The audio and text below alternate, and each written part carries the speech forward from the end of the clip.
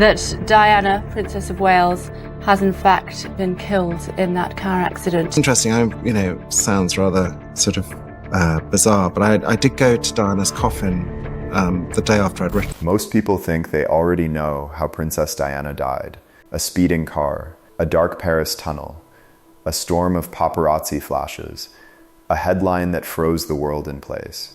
But the truth is, the most devastating part of Diana's final night is not a secret assassin, not a hidden royal plot, and not some buried mystery waiting to be uncovered.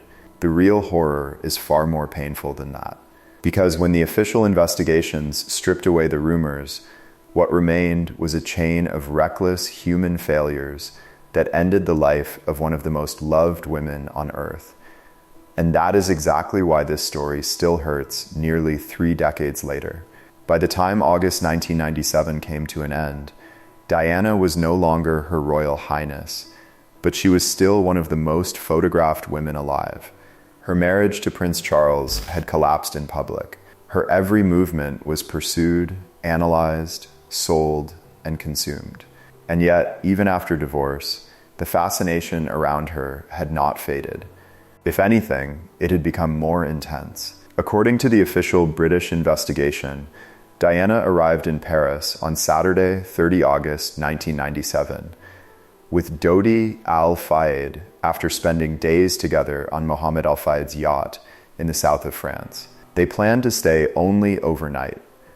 What followed in the early hours of the next morning would become one of the most examined tragedies in modern history. That night in Paris did not begin like the ending of a legend. It began like a frantic attempt to escape attention. Diana and Dodi were staying around the Ritz Hotel, which was owned by Mohammed Al-Fayed. Shortly after midnight, they left from the rear exit of the hotel, the Rue Cambon side, trying to avoid the swarm of photographers waiting outside. They were in a Mercedes S280. Henri Paul, the acting head of security at the Ritz, was driving. Dodi's bodyguard, Trevor Rees-Jones, sat in the front passenger seat. Diana and Dodi sat in the rear. The plan was simple: get away from the hotel, evade the cameras, and reach the apartment quietly. But in a story like this, simple plans can unravel in seconds. At around 12:23 a.m., on 31 August 1997, the Mercedes crashed in the Pont de l'Alma tunnel in Paris.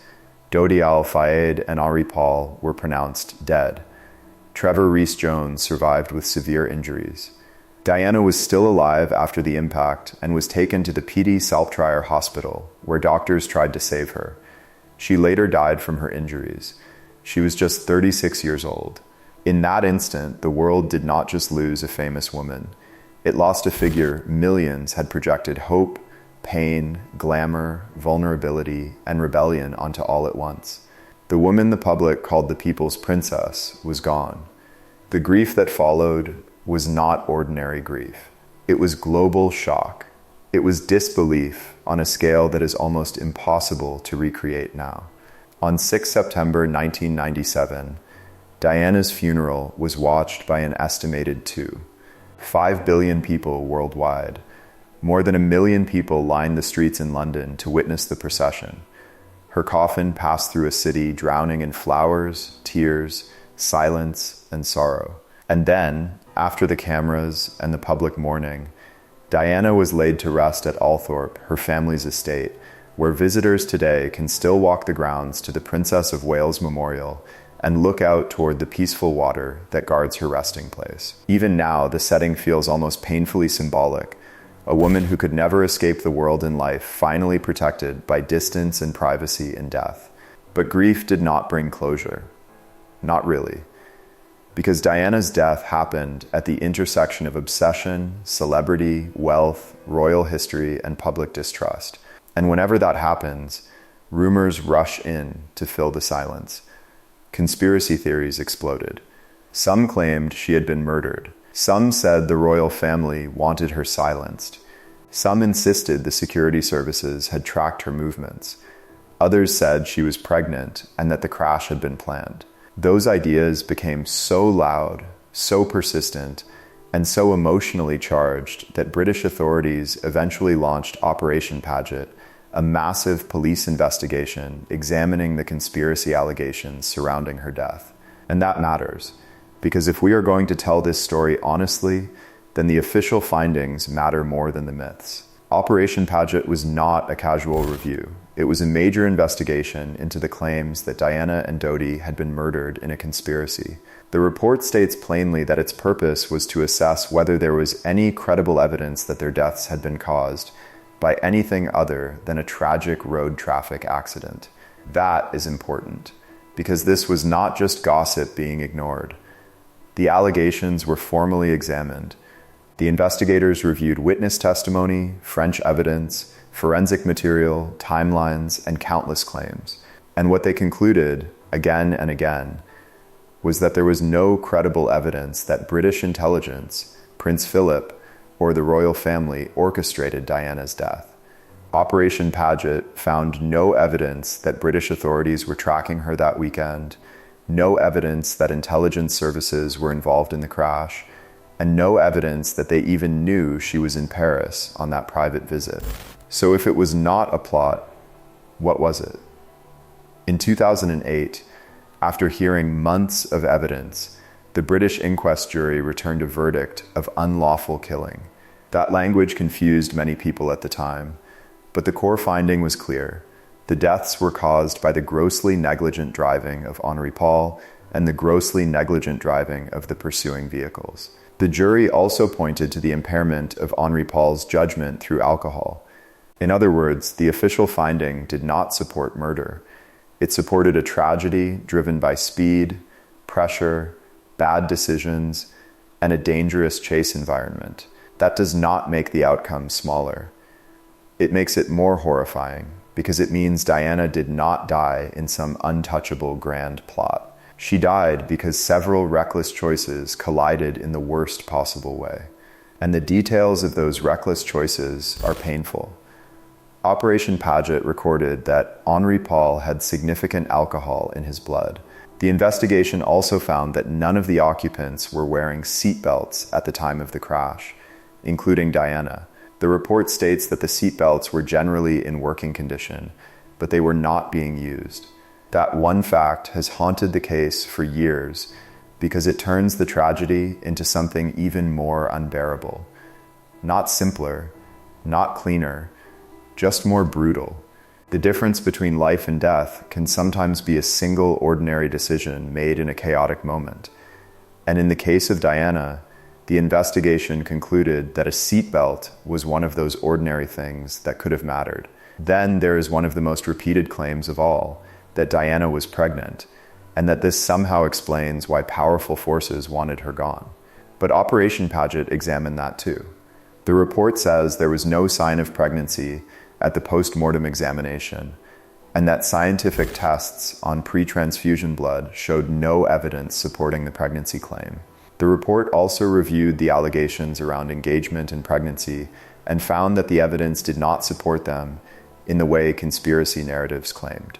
That matters because this rumor did not just distort the event, it emotionally weaponized Diana's final days, turning grief into endless suspicion. The verified record does not support that version of the story.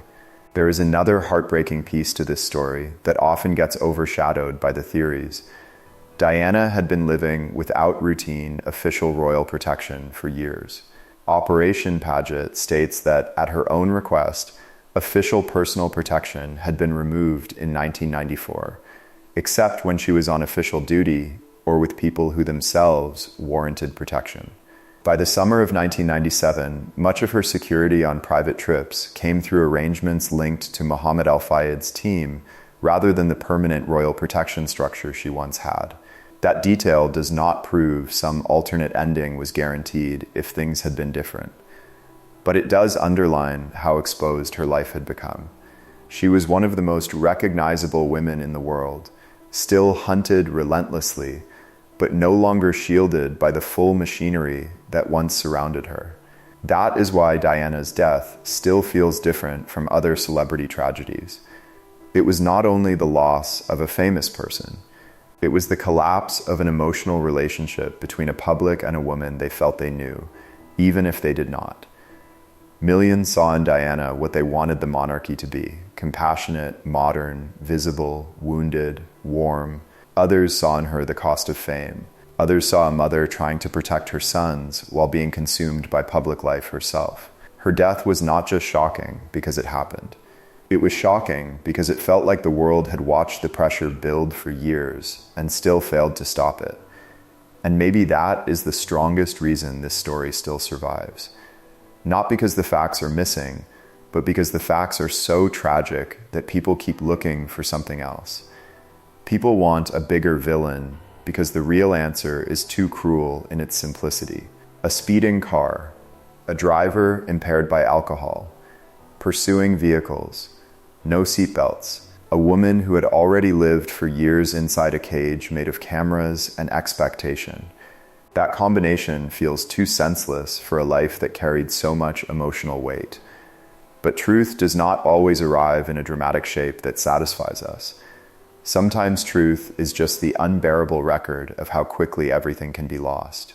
Today, Diana's grave remains at Althorpe, near the memorial grounds that still draw visitors who want to feel close to her story. The noise of the theories may never disappear entirely. That is probably impossible now. But the verified record is clear on the central point. The investigations did not find a murder plot.